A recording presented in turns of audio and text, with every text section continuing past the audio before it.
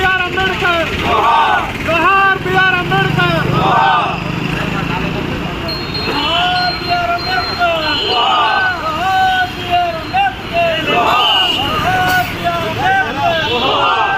BR Ambedkar జోహార్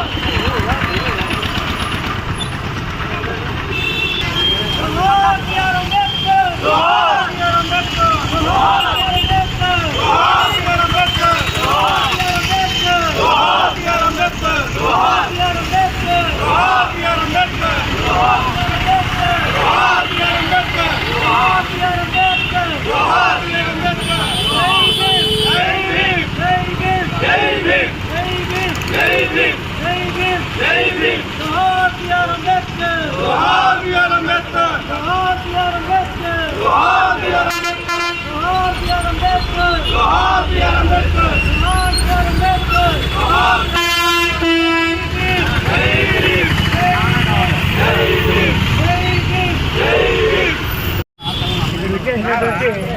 వైఎస్ఆర్ కుటుంబ సభ్యులకు శుభాకాంక్షలు నమస్తులు.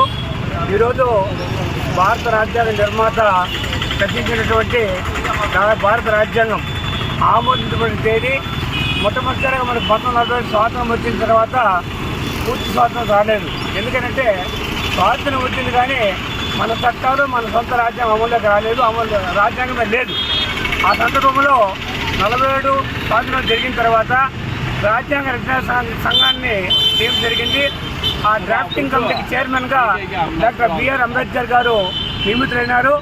ఆయన 1947 ఆగస్టు 10 తర్వాత ఏర్పాటు రాజ్యాంగ సంఘమును అనేక దేశాల నుంచి రాజ్యాంగం తెప్పించి వాటన్నిటిని విశ్లేషణ చేసి భారతదేశానికి ప్రపంచంలోనే అతిపెద్ద లిఖిత రాజ్యాంగాన్ని రచన జరిగింది. ఈరోజు ఆ యొక్క రాజ్యాంగం ఎట్లా ఉందంటే మనకు భారతదేశ పరిపాలనకు తలమానంగా ఉంది.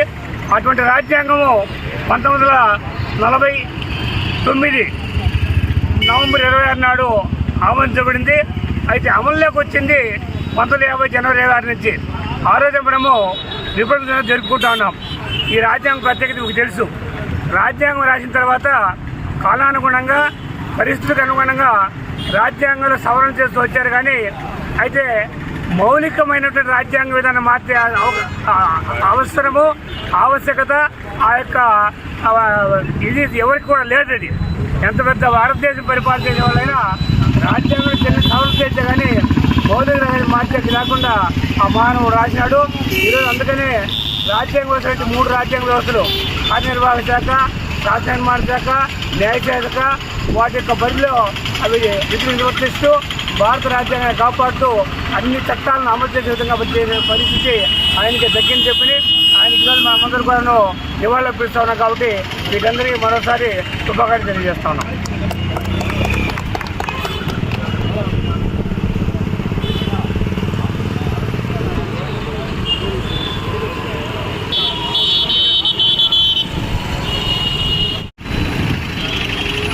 ఈరోజు భారతదేశానికి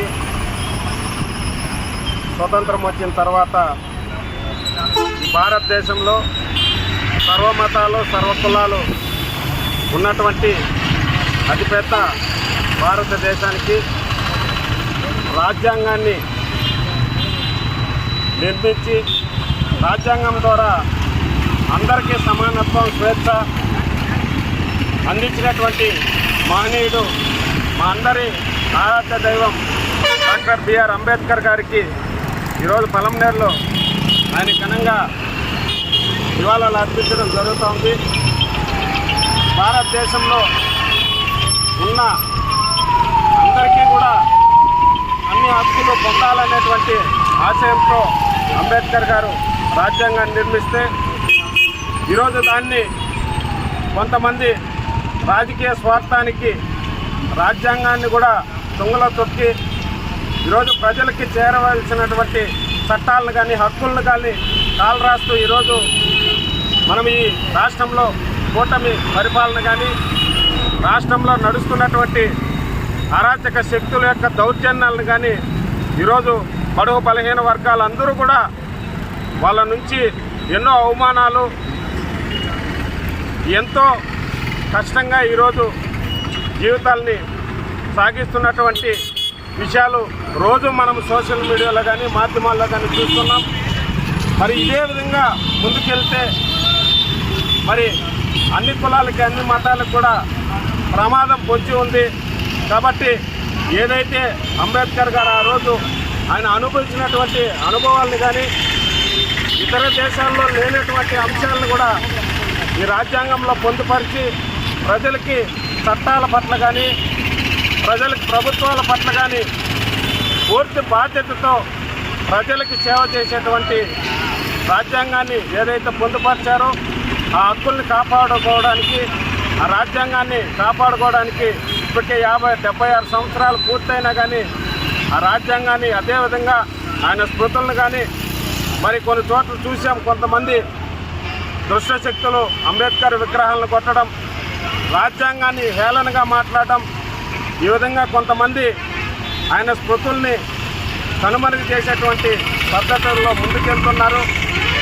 మరి మనమందరూ కూడా ఆయన ఇచ్చినటువంటి ఈ వాక్ స్వాతంత్రం కానీ స్వేచ్ఛ జీవితాన్ని కానీ నిలబెట్టుకోవాలంటే మరి మనమందరూ కూడా ఐకమత్యంగా కలిసికట్టుగా మరి పోరాడి ప్రజలకి అణగారిన వర్గాలకి రావాల్సినటువంటి చట్టపరంగా రావాల్సినటువంటి హక్కులను కానీ చట్టపరంగా రావాల్సినటువంటి ఫలాలను కానీ అందుకునే విధంగా మనమందరూ కూడా ఐకమత్యంగా ఉండి బిఆర్ అంబేద్కర్ గారి ఆశయాలను ఆయన పొందుపరిచినటువంటి రాజ్యాంగబద్ధమైనటువంటి చట్టాలను కాపాడుకుంటూ మనమందరూ కూడా ఐక్యంగా ముందుకెళ్ళి ఇలాంటి కుటిల రాజకీయాలు చేసేటువంటి వారిని ప్రజలు బుద్ధి చెప్పే విధంగా ప్రజలకు తెలియజేసేటువంటి బాధ్యత మా మందరి పైన ఉంది అనేది కూడా నిజంగా తెలియజేసుకుంటూ అందరికీ కూడా ఈరోజు వైఎస్ఆర్ కాంగ్రెస్ పార్టీ తరఫున ఈరోజు డాక్టర్ బిఆర్ అంబేద్కర్ గారికి నివాళులు అర్పించడానికి వచ్చినటువంటి ప్రతి ఒక్కరికి కూడా మా అందరి తరఫున దళిత జాతి తరఫున